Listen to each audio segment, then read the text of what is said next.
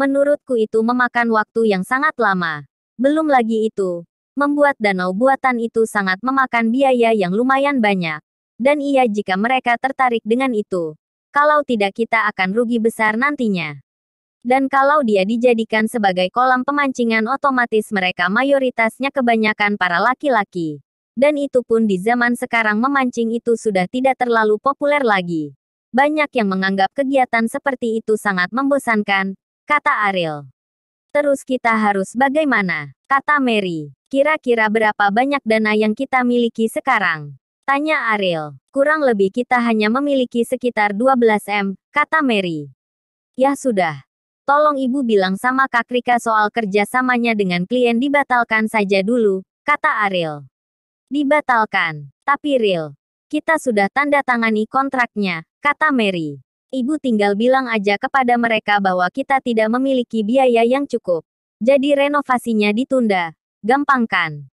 Kata Ariel. Jika kita membatalkan itu, kita harus membayar dendanya Ariel, kata Mary. Memang berapa banyak denda yang harus kita bayar Bu?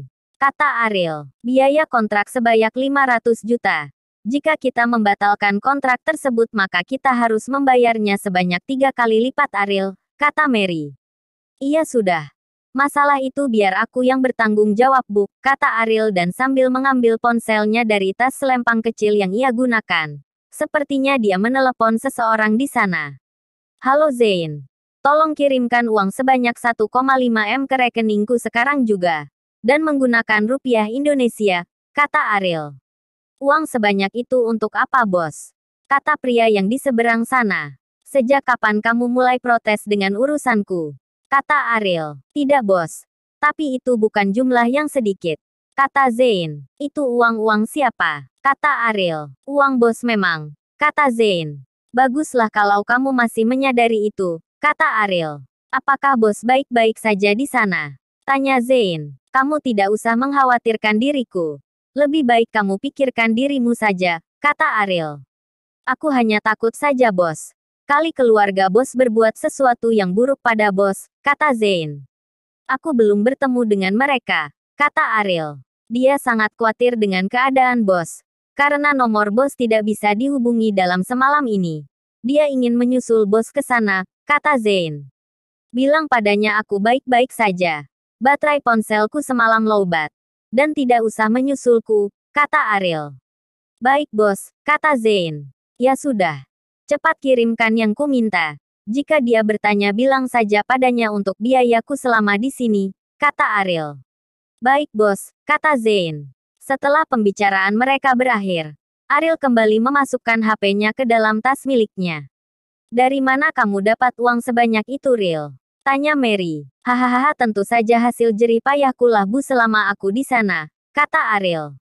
Memangnya apa pekerjaanmu di sana? Kata Mary. Aku di sana kuliah sambil bekerja Bu.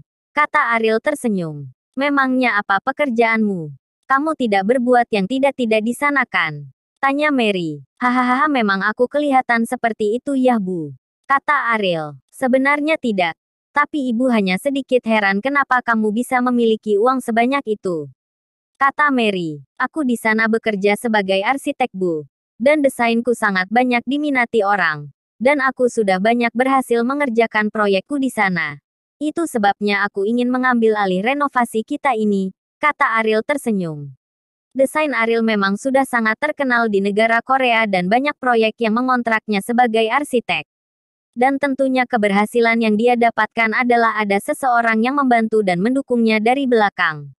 Awal pertemuan mereka pada saat itu, Ariel harus mencari uang untuknya bertahan hidup di negara orang. Belum lagi itu biaya kuliah yang cukup mahal untuk ia bayar setiap bulannya. Karena selama Ariel di sana, dia tidak pernah dikirim uang sepeser pun oleh ayahnya sementara uang yang dia bawa sudah tinggal sedikit. Sehingga pada saat itu Ariel bekerja di sebuah bar sebagai marketing. Ketika suatu hari dia dijebak oleh manajernya sendiri. Diam-diam manajernya menjual Ariel kepada seorang pria hidung belang. Namun sebelum itu, Ariel berhasil kabur dari kamar pria tersebut. Tetapi dia tidak sengaja memasuki kamar seseorang. Pada saat Ariel membuka pintu kamar pria itu, mereka berdua sama-sama berteriak terkejut. Terlebih lagi Ariel. Ariel langsung menutup kedua matanya menggunakan kedua tangannya. Di mana pria itu hanya mengenakan handuk putih yang menutupi bagian bawahnya saja. Mungkin dia baru saja siap mandi. Ariel hanya berdiri di sana dengan posisi yang masih sama. Namun pria itu menyadari tubuh Ariel gemetaran dan juga baju yang Ariel pakai terdapat beberapa robekan. Pria itu langsung menghampiri Ariel tanpa mempedulikan penampilannya. Namun Ariel semakin ketakutan. Dia melangkah mundur dan langsung terduduk, kedua kakinya ditekuk. Kepalanya disandarkan di kedua lutut kakinya. Kedua tangannya memeluk kepalanya. Dia menangis gemetaran. "Tolong lepaskan saya.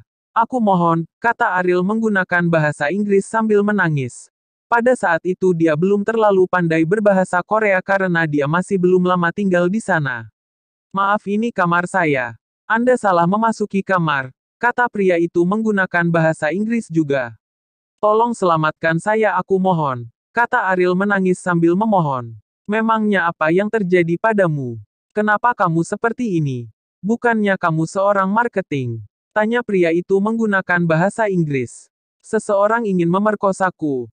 Aku orang Indonesia, tolong bantu aku. Aku mohon," kata Ariel masih menggunakan bahasa Inggris juga. "Indonesia. Aku mengerti bahasa Indonesia," kata pria itu. "Kak, tolong bantu aku.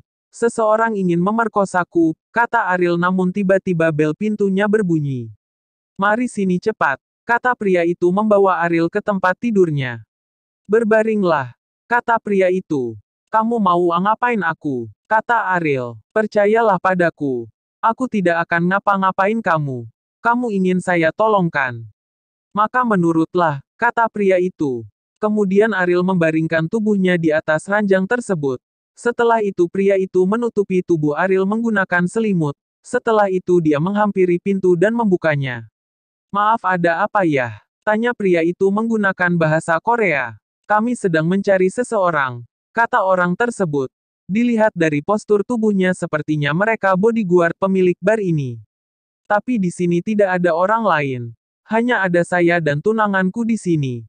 Dia terlalu lelah dengan kegiatan kami tadi, jadi tolong jangan ganggu dia," kata pria itu. Seketika bodyguard tersebut memperhatikan penampilan pria itu. Dan sepertinya dia percaya karena pria itu hanya mengenakan handuk saja. "Baiklah. Kalau begitu lanjutkan aktivitas kalian," kata bodyguard itu pergi meninggalkan pria itu. Pria tersebut langsung mengunci pintu kamarnya. "Sudah. Mereka sudah pergi," kata pria itu kepada Ariel. "Terima kasih banyak," kata Ariel. "Kamu tunggu di sini saja dulu. Mereka masih mencarimu," kata pria itu. Ariel hanya menganggukkan kepalanya. Kemudian pria tersebut mengambil pakaiannya dari dalam lemari, setelah itu dia pergi menuju kamar mandi. Setelah beberapa menit kini pria itu sudah rapi. Dia melihat Ariel duduk di sebuah sofa dan masih menangis. Pria itu menghampiri Ariel dan membawa kotak obat. Dia duduk di hadapan Ariel, kemudian dia mengangkat dagu Ariel. Dia mengusap ujung bibir Ariel yang berdarah menggunakan tangannya. "Lukamu harus diobati. Jika tidak ini bisa infeksi," kata pria itu. "Terima kasih," hanya kata itu yang bisa diucapkan Ariel. "Diamlah sebentar," kata pria itu sambil membersihkan luka tersebut menggunakan cairan. "Sudah siap," kata pria itu. "Terima kasih banyak," kata Ariel. "Berhentilah mengucapkan terima kasih," kata pria itu. Dia bangkit berdiri dan mengambil ponselnya. Kemudian dia mengetikkan beberapa kata lalu dia mengirim pesan tersebut kepada seseorang. Setelah beberapa menit, seseorang menekan bel pintu kamar itu. Lalu pria tersebut bangkit berdiri dan membukakan pintu itu. "Masuklah," katanya kepada seseorang.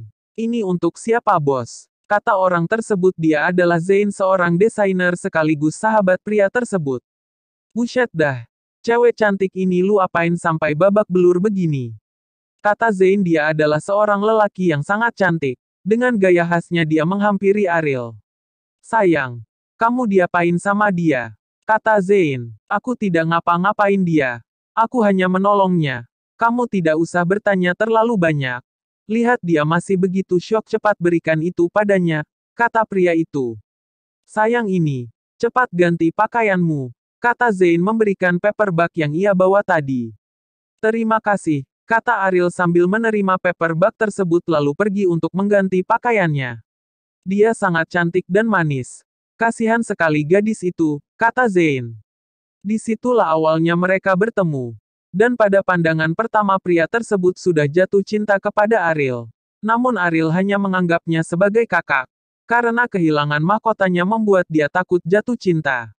Ariel takut jika orang yang dia cintai mengetahui kebenaran tentang dirinya membuatnya kehilangannya lagi sama seperti yang dilakukan Irwan kepadanya dulu.